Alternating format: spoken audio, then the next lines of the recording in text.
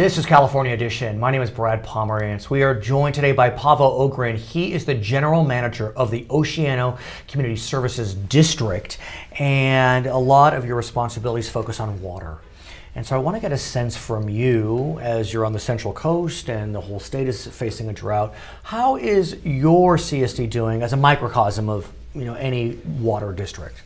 Well, Oceano itself is doing relatively well in terms of water supplies because community leaders in prior decades were wise and they diversified. There's 3 different sources. Oceano gets groundwater, Lopez water, one of our local sources, as well as participates in the state water project. However, Oceano is a small community, a population of about 7,200 people. It's a disadvantaged community, and so the drought and conservation also means that water revenues are going down. Which is so interesting. That's it's right. An element that you wouldn't anticipate. We hear that in the gasoline area with electric vehicles or hybrids. You have less gasoline being used, and as a result, the gas tax revenue is down. Yeah.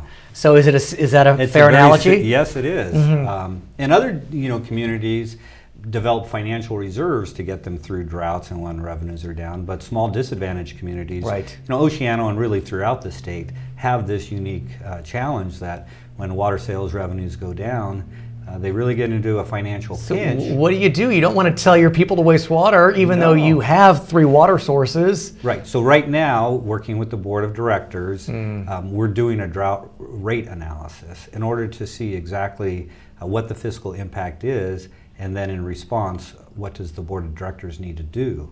And so community outreach meetings are coming up pretty soon.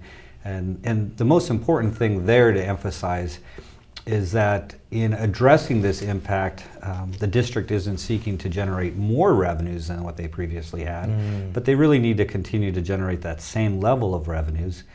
The challenge...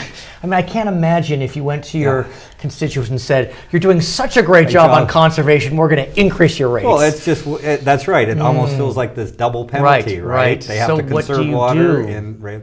Well, there's a lot of important public outreach and education, and really showing the fiscal, the finances of the district, the fact that many of these costs don't go down in the event of a drought. In fact, we can actually see costs go up. One of the examples of increased costs is that we have a goal of responding on call to customers within 24 hours if they want us to come out and do some leak detection.